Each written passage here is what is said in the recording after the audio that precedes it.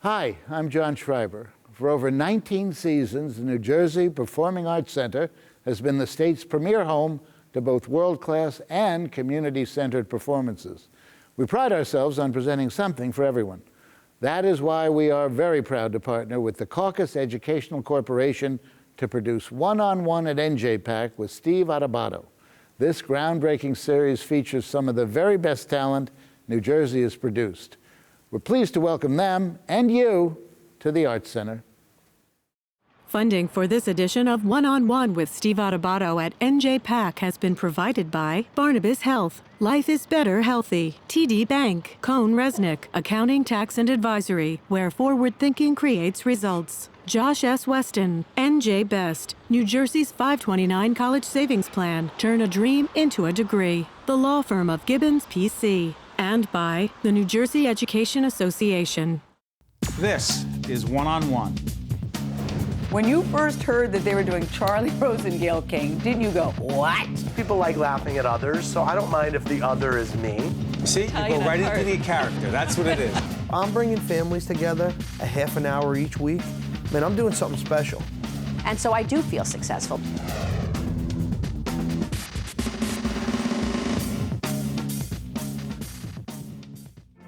So, darling, if our romance should break up, I hope I never wake up.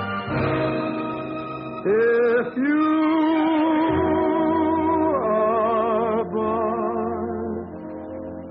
a dream.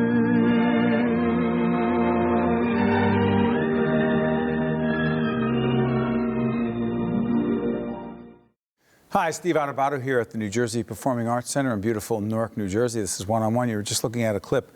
That was Frank Sinatra, as you well know, a clip called The House I Live In. It was a government video that Sinatra did that speaks for itself, and the man about to introduce knows all about this. He is Robert Foster, Executive Director, Hoboken Historical Museum. And why do we have him? Well, because there's a Sinatra exhibit. It's called Frank Sinatra, the Man, the Voice and the Fans. It's going all the way through to July 3rd, 2016. Good to see you, Mr. Foster. Thanks for the opportunity. 100th birthday of Frank Sinatra. What's the deal? I mean, I've been fascinated by Sinatra. You know, my family weekends wouldn't be complete without Sinatra being played throughout our home. He was an icon for our family. You know, there's controversies as well about him. But what makes Sinatra an enduring figure all these years later? It's, you know, for each person, it's something different. I think the people that I meet are similar to your connection, is that someone introduced them to this music when they're young. And I kind of liken it to almost like the food that your mom made. That food is almost like comfort food, and that music is comfort food. And it's incredible to meet someone who's 93, 94 years old, and they'll talk about cutting out of school without their parents knowing about it and going to the Paramount in New York. I was just going to say the Paramount in New York. Yeah. I used to hear that from my great aunts. Right. And so you just hear their stories and you realize that Frank Sinatra, to them, is like the best spiritual leader, the best politician, like a leader.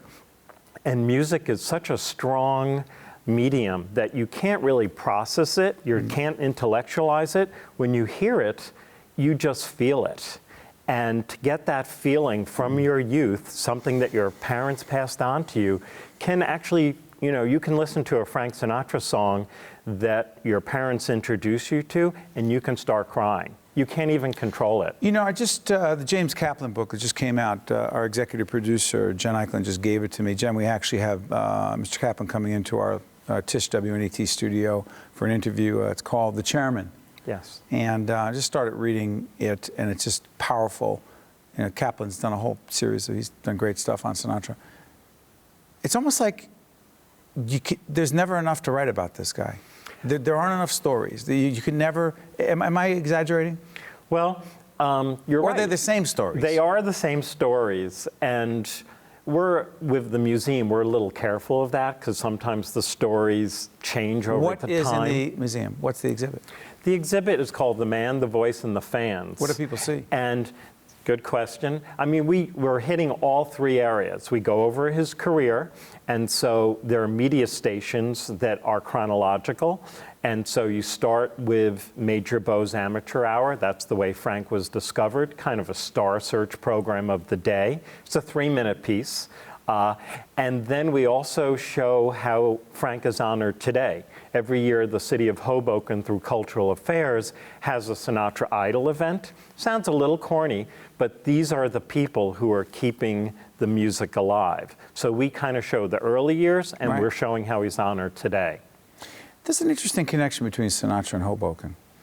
Yeah, I Because mean, Dolly and Marty, his sure. parents. Yeah, I mean, Frank Sinatra is growing up in the 1930s, and if you are Italian, not just Hoboken, but if you're, Italian in this country in the 1930s, chances are you're first-generation immigrant, you're at the low end of the social strata, and you are discriminated against. Dolly and Marty were. Yeah, definitely. And in that clip, The House I Live In, it kind of deals with discrimination. That's right, it does. And generally, we're talking about discrimination between Italians and Irish. They're the ones that are going after it. It's not until those two groups start intermarrying and Right. getting together for Thanksgiving that things change. Usually today we talk about discrimination about other groups, but then it was definitely those groups. Let me ask you this, Bob. Any part of the exhibit about Sinatra and Hoboken, by the way, the website's being put up so people can find out more information about it.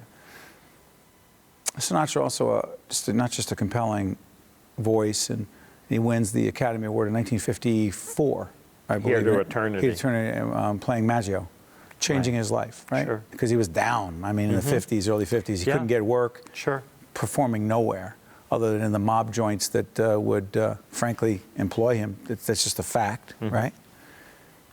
Do you, in fact, in any way talk about the connection that Sinatra allegedly had with organized crime figures? We actually don't. By design? Yeah. Not really. I mean, we just didn't want to focus on that. Is it not important? I don't, again, our exhibit focuses on so much about the fans' love of Sinatra. Right. And we have different memory books around the museum where people, when they come in, they want to tell their story. So You brought we a memory have, book. Yeah. So people write about their connection Correct. to Sinatra? But he would have been 100, so who the heck is writing about him? We have people coming in who are 3 generations. They're bringing in the 90-year-old Bobby Soxer. They're bringing in the next generation all the way down to the 9-year-old. And it's a beautiful thing to watch. I mean, it is nostalgia, but the fact that they can share all through this music one person. So we're not as concerned with, shall we say, his early arrests. You always Right. see that mugshot, Right. a la Sopranos. Yes. We don't have that on display. This is an exhibit that really honors him It more celebrates than his life? Yeah, definitely. So I had this conversation. I wrote a piece for New Jersey Monthly Magazine, which will be, you can Google it and it'll come up, on Sinatra for his 100th birthday. And I talked to different people, and one of them was Joe Piscopo, who performed Sinatra, and he was one of the few performers that Sinatra thought it was okay for him to do him. Sure. And he tells his own story, which I repeat in the article. But what's so fascinating about it is I asked Piscopo whether he thought Sinatra would be celebrated 150, 200 years from now. He said, absolutely, no doubt. What do you say? Definitely. Definitely? Yeah. Definitely. Because? Definitely. Just because But who's going to be around? His music will be around. The man made over 50 films. Those films play continually. And so I have no doubt. I have no doubt. We have 12-year-olds and 14-year-olds coming in who know about Sinatra from Granddad. They're passing it on. The music passes through. An admission at the museum to see the exhibit? Big $3. No, Big that's $3. it? That is it. What a great deal. We have a lot of events. We generally have a Sinatra singer coming in, a tribute singer, once a month. We do films on the second Tuesdays of the month. I got to ask you this, because I grew up as a kid hearing that Sinatra used to get bread from my neighborhood from Giordano's. Right. You told me something else. You brought bread. Yeah, this is a similar story, but I've seen the canceled checks from Dom's Bakery. From Dom's, oh, this is This is by the way, this beautiful is bread. called, just so you don't know, this is in my neighborhood called a panel. Did you know this is called a panel? I did not. I did not. It's from Naples, that's the word panel. I don't know how to Okay. spell it. And this is very heavy. Sinatra would order this. Yes. This is after he moved out of Hoboken, and he's getting this in the 1980s. I've seen canceled checks from Dom's. He would have it FedExed out to Palm Springs. And this is bread you got to eat quick. This is just... Guys, I'm going to do this on the air. You cannot believe how great this, did this just come from Dom's yes, today? I stopped. It was warm on the car ride over. The crust is unbelievable. This is what Sinatra would order from his... Yes. People still love him in Hoboken. Yes, and they love the bread. And again, another way to connect to Frank is through food. And of course, he's giving us the music. You don't have to be Italian to love Sinatra, right? That is true. That And is you've seen true. the canceled checks? I have seen the canceled checks, yes. Tell everybody one more time while I'm eating. The exhibit goes till? July 3rd. We have free parking, which is always an issue. We have a great program, and we're going to be making a little booklet from all the memories that people live. And what's the exhibit called? Frank Sinatra, the man, the music, and the fans. Well, thank you so much for joining us. Thank I'm gonna you. eat. Sinatra, great, great stuff. Thank you. Thanks so much. Stay with us from the New Jersey Performing Arts Center in beautiful Hoboken is great, but Newark's pretty good too. NJ Pack, be right back right after this. Visit us online at steveadubato.org. Email us at info@caucusnj.org. Find us on Facebook at facebook.com/Steve Adubato, PhD. And follow us on Twitter at Steve Adubato. We welcome Berta De Pablos-Barbier, who is Vice President Marketing, Mars Chocolate North America. Good to see you. Thank you. I'm very happy to be here. We're at the Performing Arts Center in Newark. Your company is celebrating 75 years in 2016 of a New Jersey connection. Describe that. Yeah, that's correct. I don't know if you know, but M&Ms actually was born in New Jersey. In 1941, the first M&M's peanut was actually produced here in Newark. In Newark? In Newark, absolutely. The first M&M peanut? Ever in the world, here. Amazing. I know. After the demand was so big that we actually moved the factory, still stay in New Jersey, and for nearly 60 years we've been in Hackettstown, where we continue to produce M&Ms today. You know, and by the way, let's go through it. Snickers, M&Ms, Milky Way, Twix, Three Musketeers, Dove. You know them all, and you miss our late born, which is a new product we just launched, which is called Goodness Knows. Goodness Knows. Yeah, isn't that a great name? It's a great name. Now, Berta, do us a favor. For those who don't know the history of the company, which is fascinating, Yeah. family. Yeah. Describe it. Well, we are still a family company. Was born as a family company, and more than 100 years ago, it's still a family company. What is great about that is actually that it allows us to be free to choose where we want to invest, allow us to choose that we want to be a sustainable company, and also, you know, when you are in a family company, you think about generations, right? So you are thinking about what is the world you are going to leave for your kids, what are the world that you want to leave for your great kids. So, which means that we are always looking long term. Right. And you know, this is the great thing about being a family company. And obviously the environment is very important to the family leaders of the company. Describe some of the environmental and sustainability initiatives that matter most. Well, there are loads that matter. Just to name a few, and I don't know if you know that, but actually in New Jersey, we have built the biggest solar plant in the state. The biggest solar plant? Yes, we have that here. It was built in 2009, and it's the biggest ever built by a food manufacturer, so that's great. We also have a lot of programs about how we are going to reduce the fossil energy. So every year we give us a goal. Every year we want to reduce. So next year we'll be reducing by 25% again. 25. And again, thinking about generation and living in a better world, by 2040 we hope to be at zero. So we have great commitments in that area. You know, one of the things that's always struck me about your company, other than the fact that I did know that there was a New Jersey connection, is the brand loyalty, really the customer loyalty. Yes. I mean, it isn't just that, I mean, Snickers happens to be my favorite. I debate that and M&Ms back and forth, but it's not like people jump to other products. I mean, there's a lot of loyalty. Why do you think that is? Well, I think there are different reasons. I think the first reason is that the product just tastes great. So they are great easy. quality. Well, it's not easy. I think we have a lot of pride on our products. We are very careful about the quality. We are very careful about the recipes. We are very conscious that we need to adapt to the nutritional profiles. So I think this is one of the reasons we are good to adapt, and we are just great tasting products. There's another part to this. It's employee loyalty. And because the company has been recognized as one of the best places to work. Yes, it has. Several years. Why is that? Well, there are different reasons. I mean, we are globally on the top 20 best places to work, and the same on the US, one of the top 100. Well, I always say, and I just back in Mars after having left for some years, and one of the reasons why I'm back is that I always say it's great to work with nice, clever, and funny people. Nice, clever, and funny. Yeah. It's a great combination. I know, and you don't normally find the three at the same time, but when you do, it's great. But in all seriousness, it's a company that is very serious about making sure that people have great line management experience. We are also very careful about ensuring that we have the great development and great career path.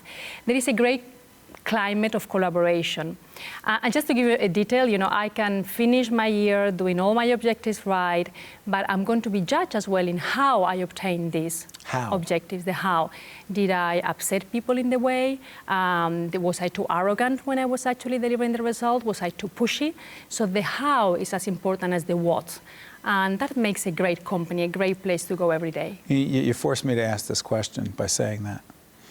We've been doing a series called Lessons in Leadership for about a year now, where I ask people in leadership positions this question, and it appears as part of an online series we're doing as well, but I'm going to ask you on the air because I want to share it with our audience on PBS as well as on FiOS, people who carry us.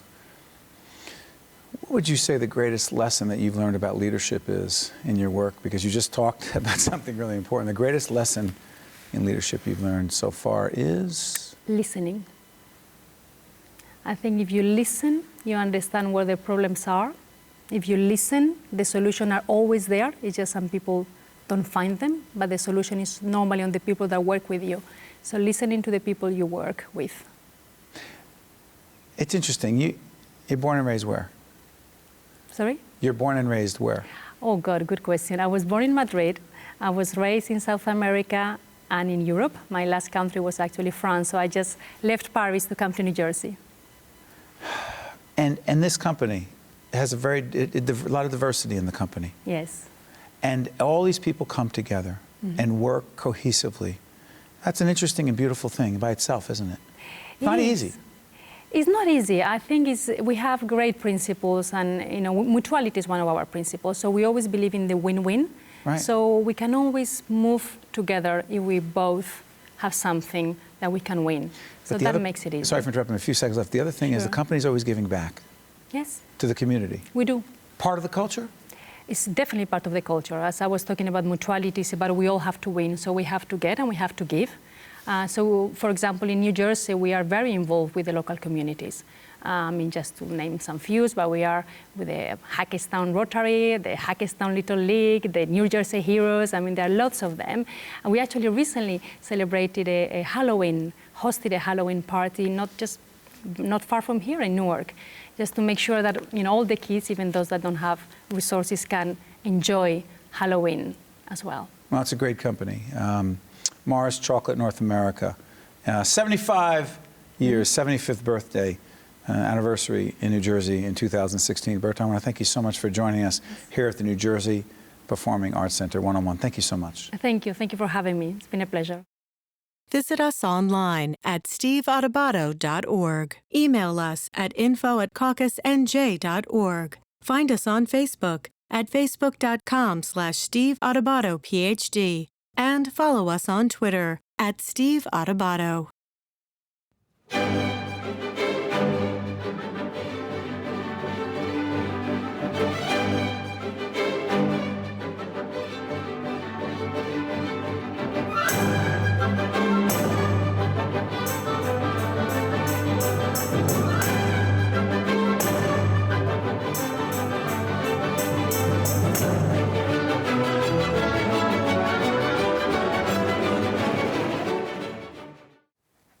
Weber is director, choreographer with the hip-hop Nutcracker. She has challenged me to say the word represent on air. I've never done that. I think for a middle-aged man on public broadcasting to say represent in a blue pinstripe suit is embarrassing. And you say? I think it's all good, you know.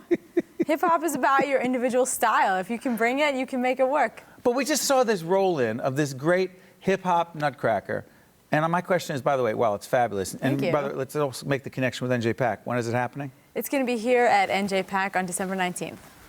Is hip-hop only for a certain group of people of a certain age, of a certain ilk, or the rest of us, can we play? Hip-hop is for everyone. That's what's so great about it. Hip-hop is the language of youth culture. It's the language of the streets. So you just said youth culture. You just said youth culture. Yeah, but you know, everyone is young at some point, so it's open to everyone. You know, hip-hop is just it's a language. It's a way of speaking. It's a way of communicating. It's a way of making your voice heard. So that's a language that is open to everyone who wants to use it to speak. So, the Nutcracker and hip-hop, ballet, Tchaikovsky. Hip-hop, natural connection? Well, if you think about it, you know, the Nutcracker is a really famous piece of work. It's a story that everyone knows. And basically what we're doing with the hip-hop Nutcracker is translating the Tchaikovsky score into the language of hip-hop choreography. So they go together really well. That when you watch people break dance to Tchaikovsky, you start hearing different sounds, new accents, new ways of understanding the music, the way we're interpreting it through our bodies. And at the same time, the music enables the audience to see the dance in a new way. With a DJ on stage? Yes, with a DJ. With a violinist? And a violinist, yes. You envisioned all this? Yes, I worked with my creative partner, Mike Fiddleson, and I came up with this concept, and we sort of translated the classic story into a language for today. So what I'm curious about is you. Because I'm always fascinated. One of the things, the thing, frankly, that I love about this job is trying to understand how people have come to be who they are professionally. And I'm wondering, you grew up where? I grew up in Amherst, Massachusetts. What? Yeah. Amherst? Yes. Outside of Boston? In Western Mass, yeah. Pretty far from Boston. Connect that to hip-hop. There was no hip-hop when I was growing up, but I went to college at the University of Pennsylvania in Philadelphia, and I started getting really into the underground hip-hop scene when I was in college.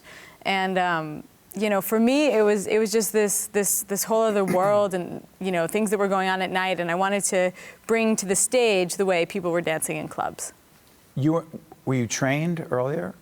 I did take some dance classes when I was a kid, but not seriously. I don't have I don't have a formal dance training, like a college dance degree or anything like that. So many of the other folks connected to hip hop have come from urban communities, from cities. Yeah. Not necessarily the case that has to be, right? Yeah, I mean, I grew up in Amherst, but then I moved to Philadelphia, and then after that I moved to New York City. So I've been in New York a long time, and that's really where my hip-hop knowledge comes from being in New York and being in the scene. So just, you know, where you grow up doesn't necessarily, you know, influence you forever. It's just where you started. You know, everything is a starting point for something else. But you also clearly are an entrepreneur. And you start this all-female hip-hop group? Yeah. Ensemble. What? What? Dance company. Dance company. Yeah. In Brooklyn. Who are these women? These are amazing women. They're actually from all over the world. We have dancers in the company from Japan, from France, from Norway, from Nigeria, from all different places. And we've all sort of come together because New York is the heart of hip hop. It is the mecca of hip hop. So it brings, you know, people together from all these different places, and we meet. And even if, you know, hip hop is the language that brought us together, even if we don't all speak the same language at first. Where do they perform? We've performed all over the world. We've toured all over the U.S., all over the U.K. We've done, you know, all kinds of shows. We've done television. We've done theater shows. We've done fashion shows. All kinds of things. Just anywhere where we can just, you know, bring our voice to a new audience. The idea of making a living, the idea of being a business person, those skills. Where did they come from? University of Pennsylvania. Not a bad school. Not a bad place, yeah. Yeah. I think it's really important to not, you know, to be an artist and to be an entrepreneur. You have to be Agreed. You can't be a PBS without being both. No money, no mission. Yeah, I mean, you just can't create work at a certain level without the money, and you have to know how to handle your business. You have to know how to have a website, how to read a contract, how to do your taxes, Get you know, people all to the underwrite things. what you do? Yeah, I mean, our work has been underwritten by all different types of people. Are you involved in the business of getting those to invest? Sometimes, yeah. It depends on. You have it to go depends on out the there and be project. involved, though, right? Yeah. You have to be a part of the world. You know, you can't just create work in your studio and hope that somebody someday will see it. You haven't been able to simply say, "I'm an artist. I'm not involved in business." You haven't been able to do that. I don't think any artist can say that. No such thing. No such thing.